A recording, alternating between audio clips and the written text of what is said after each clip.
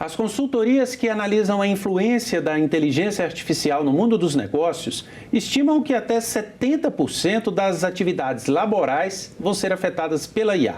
O PIB mundial poderia crescer anualmente até 1,2% em consequência da adoção de ferramentas de inteligência artificial. Mas esse avanço tecnológico seria acessível a empresas de todos os segmentos da economia? Quais as consequências para os trabalhadores? Nós vamos conversar sobre esse tema com o professor Flávio de Barros Vidal, do Departamento de Ciências da Computação da Universidade de Brasília. Professor, muito obrigado pela presença, para conversarmos desse tema, que é um tema de tecnologia, mas que nós sabemos que vai afetar muito o mundo dos negócios. Eu queria logo perguntar para o senhor, é uma panaceia? As pessoas hoje falam muito de inteligência artificial como algo que vai aumentar a produtividade das empresas, abrir novos negócios. A compreensão sobre isso está correta? E, de fato, o que é inteligência artificial no mundo dos negócios? Bom, obrigado, Ronaldo, pelo convite, por estar aqui. A gente tem que começar a separar um pouco esses mundos, né? Hoje, uma visão minha, pessoal, né? Observando esse cenário, eu trabalho há mais de 20 anos, né? Na área de inteligência artificial, como acadêmico, desenvolvimento de tecnologias e inovação, certo? Mas a gente vê hoje em dia uma grande quantidade, né, do uso do termo inteligência artificial, não vou dizer de maneira errada, mas equivocada, tá? 90% do que nós vimos aí, né, numa aproximação minha até grosseira, certo? São de atividades que envolvem mais aprendizado de máquina, que é um subcampo da inteligência artificial, que é muito mais amplo, certo? Com resultados voltados na automação dos processos. É um conjugado. Então, as pessoas deram o nome de inteligência artificial, porque acho que na questão marketing, né, é algo que vende. Né? Hoje, ele é um ramo de negócio. Nós temos empresas, né, que antigamente nós falávamos que eram bilionárias, hoje são trilionárias, que fornecem soluções. Né? A OpenAI é uma dessas, né, muito conhecida pela sua ferramenta, o ChatGPT, e entre outras. Então, tipo assim, não vou dizer que está errado, mas existe um certo equívoco ou uma glamorização do uso do termo, né, de uma maneira assim mais comedida da minha parte, para não falar em questão de certo ou errado. Mas no futuro nós podemos imaginar que toda empresa deverá buscar alguma ferramenta de inteligência artificial, e aí eu falo da, entre aspas, verdadeira inteligência artificial? Bom, ainda nós não chegamos lá na verdadeira inteligência artificial, tá? Para deixar bem claro, a gente tem um termo técnico que nós chamamos AGI, que é Artificial General Intelligence, que é inteligência artificial generalista, ou general, que é nós seres humanos, né? Nós conseguimos pensar, tá? Hoje, as empresas já deveriam, vou falar no meu ponto de vista, já estar usando isso, né? Pela questão da velocidade, da questão dos aspectos que, infelizmente, essas automações, né, elas geram melhores resultados em larga escala do que um funcionário, por exemplo, né, fazendo as tarefas, minimiza-se erros, tá? Você consegue, de acordo com a sua capacidade de processamento de todas as informações e execuções que você precisa, né, fazer um trabalho que a gente chama de um trabalho mais linear. Imagina o seguinte, uma situação hipotética, um funcionário chega às 8 da manhã para trabalhar. Pô, geralmente ele está descansado, né? Ele vai fazer um trabalho, né, que ele vai começar às 8, na hora do almoço ele já está um pouco mais cansado e 6 da tarde já está exausto. A gente vê isso em alguns trabalhos, eu fiz alguns trabalhos recentes com o pessoal da Fiocruz, que, por exemplo, patologistas, eles avaliam células, né, de organismo, no caso das células renais, com uma qualidade pela manhã e outra tarde, geralmente degradada. Então, nós colocamos para ele suporte usando inteligência artificial mesmo, certo? Usando aprendizado de máquina profundo, que ele mantém a linearidade do trabalho, né, de forma que ele fica mais eficiente. Né? A máquina não cansa, certo? Ela não tem esse cansaço que o ser humano tem. Né? Então, tem esses diferenciais. Então, é esperado que hoje as empresas já estão usando algum tipo de automação, né, nesse nível. Se ainda não estão usando, é até um pouco preocupante, né? Eles já deveriam estar. No futuro, é esperado, é natural. Mas isso. Então nós poderíamos dizer que há uma ameaça aos empregos, ou não é bem assim? O senhor deu o exemplo aí, né, de o auxílio para um patologista, aquele profissional que está analisando exames. Em todas as áreas, a inteligência artificial seria uma ameaça ou seria uma parceira do trabalhador? Pois é. tem duas vertentes aí que eu observo, tá? Uma, a questão das pessoas que tiram o proveito disso, do ponto de vista para melhorar os seus processos, para poder transformar a sua empresa economicamente viável ou competitiva, né? Nós vemos isso, essa tendência. Geralmente as empresas investem na capacitação, de forma que o funcionário ele evolua dentro da chegada de novas tecnologias. Tem uma outra tendência para um outro lado, que são aquelas pessoas que vêm, que a gente ouve teorias apocalípticas do fim das profissões, desde, né, a Revolução Industrial, passando pela era da Revolução Automobilística, das automações surgindo nos anos 40, 50 e tudo mais. E o a gente emprego vê não isso. acabou, né? E o emprego não acabou. Eles mudaram, eles se transformaram, né? A gente tem estudos que as taxas de emprego elas tendem a diminuir. A gente vê esses resultados ao longo dos tempos, né? Mas, lógico, existe aquele efeito de pessoas que não conseguem a sua recolocação, né? Então, cada caso é um caso, mas o que eu observo né? Existe uma tendência da pessoa que já está há muitos anos fazendo determinada atividade ter uma certa dificuldade de sair da sua zona de conforto. Uma resistência à inovação. Para aprender uma nova tecnologia. Porque dá trabalho, estudar dá trabalho. Às vezes custa dinheiro, né? Tem recurso financeiro envolvido, você tem que investir, né? E geralmente as pessoas que não têm uma formação de nível superior, por exemplo, ou emprego de nível, né, médio ou nível básico de educação, elas não investiram ou não têm muito condições de investir uma subida. Depende, por exemplo, de uma empresa dar esse suporte. A gente, várias vezes a gente lê, olha, tal profissão XYZ vai acabar. Ela vai acabar, não vai existir mais no futuro. Tudo bem, o que vai acontecer com essas pessoas? Vão para o olho da rua? Não, espera-se que elas migrem de um lado para o outro. Porque surgirão também novas profissões. E aí eu lhe pergunto, por exemplo, o profissional que vai trabalhar diretamente com o desenvolvimento de inteligência artificial. Sim. Esse seria um novo campo. É um campo hoje em dia que tem, né? Basicamente ainda no Brasil é pouco, certo? É raríssimo, tem nas universidades, nós, as universidades, principalmente as universidades federais, nós desenvolvemos isso há mais de 40 anos. Nós temos professores, né, que trouxeram essa tecnologia, né, o uso dessa época, dos anos 60, 70, né, desenvolvem desde essa época. Né? Ainda nós não temos empresas que desenvolvem do nível que nós temos lá fora. Nós somos 40 anos atrasados. Eu gosto de falar isso, né? Que hoje a gente fala-se muito, né, da inteligência, acho que é um termo até que os políticos usam, né, do sul global, né, inteligência artificial do sul global. Eu falo, olha, vocês tinham que ter pensado isso há 30, 40 anos atrás, como os outros países fizeram, né, não só agora, que todo mundo está lá, nós estamos atrasados. Então a gente observa, né, que de certa forma vai ter, né, em algum momento essa oportunidade. Né? Por enquanto, nós formamos essas pessoas, né? Nós formamos mestres, doutores, né? Especialistas nessa área, que podem trabalhar.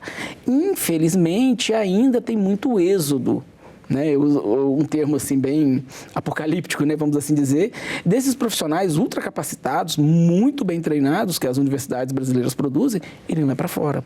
Vários alunos meus estão lá fora. Uma das áreas que se diz pode ser muito beneficiada com a inteligência artificial é a medicina.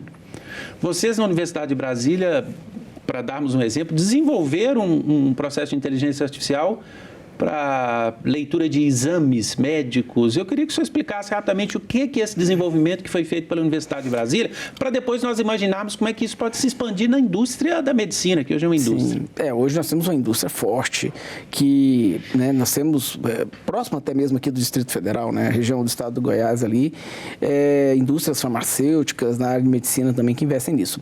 Bom, isso foi uma das dezenas de coisas que nós já fizemos na área de inteligência artificial, mas foi uma situação que era no início da pandemia, que eu me recordo, nós fizemos uma aluna de doutorado minha, sob minha orientação, e estava testando uma metodologia, que a gente chama de fundação, né, foundations, né, de técnicas de inteligência artificial que nós estávamos estudando, né, e estava surgindo aqueles boatos, olha, tem um novo vírus que veio da Ásia, da China, que está aqui na Itália matando muita gente, que está no Reino Unido, algumas pessoas, no Canadá. E eu entrei em contato com uma professora do Canadá, né, da Universidade Canadense, né, era até recém-professora contratada, falou, olha, eu consegui essa base de imagem, eu disponibilizo para vocês tentarem. E nós fizemos um modelo, né, customizado, que a gente chama, adaptado, para poder realizar essa tarefa, que era fazer a parte da tese de doutorado da Ana Paula, que era minha aluna de doutorado à época. Isso foi em 2020, pré-pandemia. Então, a ferramenta estava pronta em 2020, antes da pandemia. Janeiro de 2020. A pandemia começou oficialmente em fevereiro, março, ali, que março. Fechou tudo, né?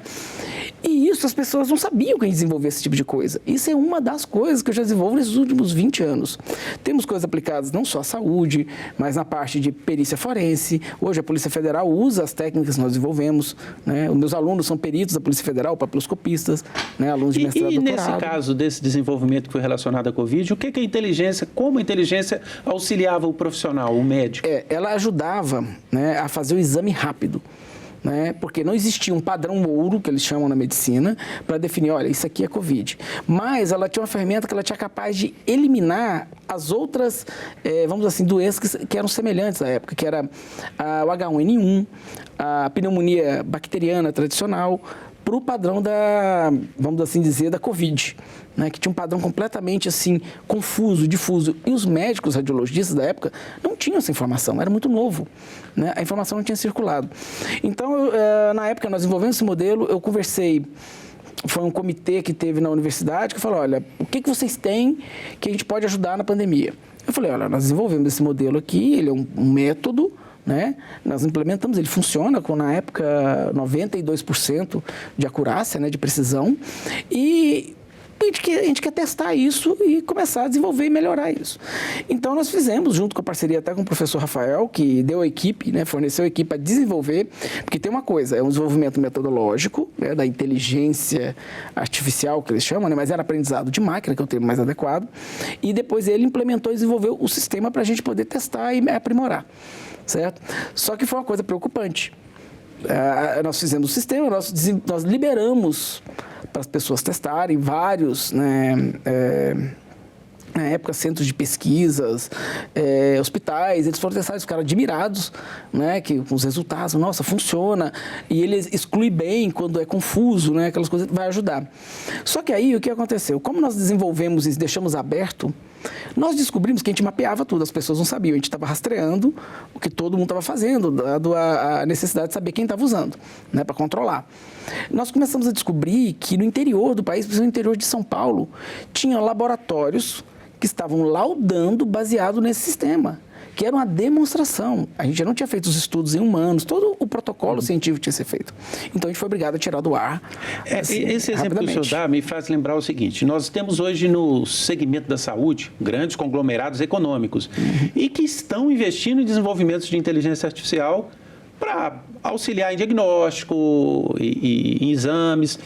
Isso pode representar, por exemplo, uma produtividade maior para esse setor, no sentido de evitar internações, de diminuir custos. A inteligência artificial nesse segmento da saúde teria esse objetivo, essa consequência?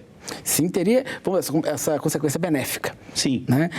Recentemente, há 3 semanas atrás, se eu não me salvo engano, eu tive com a comissão da Dinamarca, que envolvia uma deputada, acho que era o diretor do equivalente ao sistema de saúde deles, né? Onde eles estavam mostrando para a gente, e a gente mostrando para eles uma troca de informação, estavam os diretores do SUS no evento, aqui na Embaixada da Dinamarca, né? Onde eles mostravam o nível que eles estão lidando com as coisas. Né? Um dos professores, o professor Bruna, que estava acompanhando a delegação, né? Ele trabalha com a especialidade de diabetes. Hoje, o controle da diabetes, tudo bem que na Dinamarca é um país muito pequeno comparado com o Brasil, certo? Mas hoje a tomada de decisão a nível político e a nível baixo, né, por exemplo, a distribuição de insulina dos equipamentos, é feita pelos mecanismos que eles desenvolvem, né, usando inteligência artificial.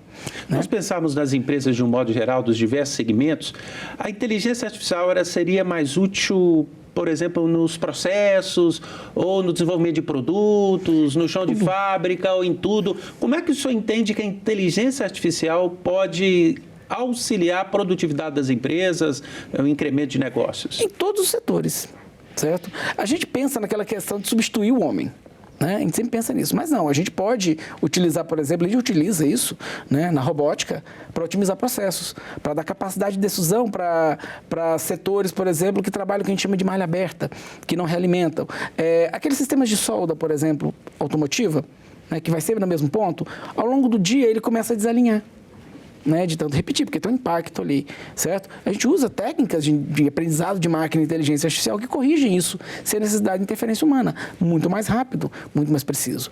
Você acelera um processo que já era automático, né, e você diminui tempo de manutenção, melhora a confiabilidade, né? Por exemplo, troca de peças. Né? Hoje em dia, as empresas, principalmente empresas aéreas, ela tem um sistema de tomada de decisão que ela, observando o contexto do uso das aeronaves, né, decolagens, partidas, né, que se chama de ciclo, né, a ciclagem das aeronaves, para poder fazer a troca preventiva, né, de peças para evitar, né, menos tempo de hangaragem, né, de ficar no hangar essas aeronaves, por exemplo. Então, tipo assim, ela é usada em todas as etapas, inclusive nas etapas de... Por exemplo, a gente vê muito... A gente recebe essas demandas na universidade de pessoas interessadas em desenvolver robôs para aplicar na bolsa. Tem empresas que trabalham nisso. Ou seja, no mercado financeiro, para ser rápido, para poder juntar informação, coletar informação. Ou seja, a inteligência ajuda na tomada de decisão de investimento. E hoje nós temos sistemas que rodam totalmente autônomos. Que eles fazem a compra, venda de ações autônomos. Tem empresas, startups trabalhando nisso, que estão fazendo o cliente dinheiro. não precisa nem esperar o consultor dizer para ele. Na nem própria precisa. máquina, ele a máquina já toma a decisão, vende, compra no tempo certo, na velocidade certa, no momento oportuno. Não tem aquelas dificuldades, né? Que os operadores de bolsa têm que ter um feeling, né? Até tal valor, mínimo, máximo, aquela coisa. A inteligência já trabalha pegando aquela questão pregressa de todo o comportamento esperado e já faz a compra ou a venda daquele possível lote. E tem tido resultados interessantes. Bom, o senhor deu exemplos aí de aplicações muito práticas que envolvem grandes empresas, né? Sim, envolvem grandes empresas, empresas de investimento, o senhor deu o exemplo da aviação. O pequeno empresário, ele também poderá ou deverá desenvolver mecanismos de inteligência artificial para o seu negócio? Olha, eu acredito que sim, certo? Hoje em dia, a gente pega muitos exemplos da pandemia, né? A pandemia trouxe um modelo, né, vamos dizer assim, de uso das tecnologias muito diferente, né? Os deliveries, né? Como é que o pequeno, né, empresário, por exemplo, do ramo de comida, entretenimento, como é que ele sobreviveu nesse período. Então, eles perceberam, por exemplo, que as plataformas de entrega, né, parceiras, que eles chamam, né, ajudaram muitas empresas pequenas a se manter viva. Né, a famosa marmita, né, que eles iam vendendo. Né? É natural que essas automações cheguem nesse nível.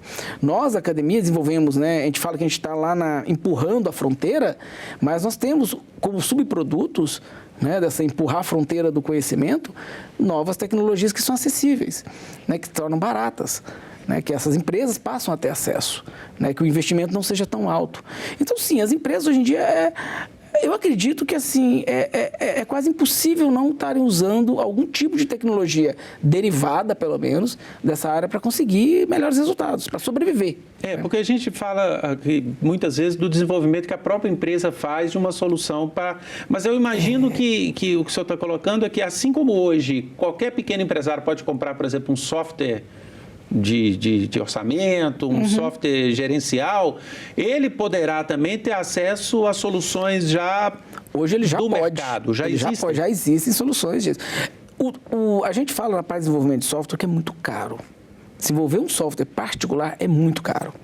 Certo? A pessoa, várias vezes, ela desiste, dado os custos que é manter uma equipe de desenvolvimento, manter o ciclo de vida, que é muito caro. Né? Um software não é só fazer, você tem que dar manutenção, atualizar, gerar novas funcionalidades para ele ficar, vamos assim dizer, funcional. É muito caro. Hoje nós temos várias empresas que fornecem ferramentas de baixo custo, que a pessoa contrata numa escala, vamos assim dizer, menor. Ela não precisa ser um mega empresário, né, para usos, para atender a demanda dele, muito mais em conta, que é viável. Agora, e as empresas que vão fornecer isso? Nós já temos um mercado sendo desenvolvido de empresas que serão fornecedoras de solução de inteligência artificial no Brasil? Temos. Isso aí nós vemos várias startups que trabalham nisso para atender nichos específicos.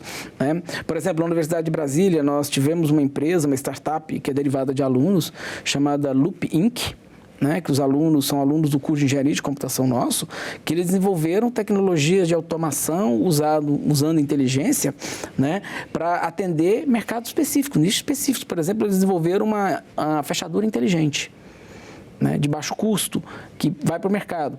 Salvo engano, eles venderam recentemente a startup deles para uma empresa, acho que é mexicana, um grupo mexicano de investidores, né? Então, tipo assim, eles produzem esses nichos. Existem muitas empresas, existe um mercado muito forte de startups, né, que estão sendo desenvolvidas não só por ex-alunos, mas por investidores, né, que criam as startups, investem nessa área de tecnologia voltada para automações e inteligência artificial, trabalhando em conjunto, que movimenta um mercado bilionário hoje no Brasil.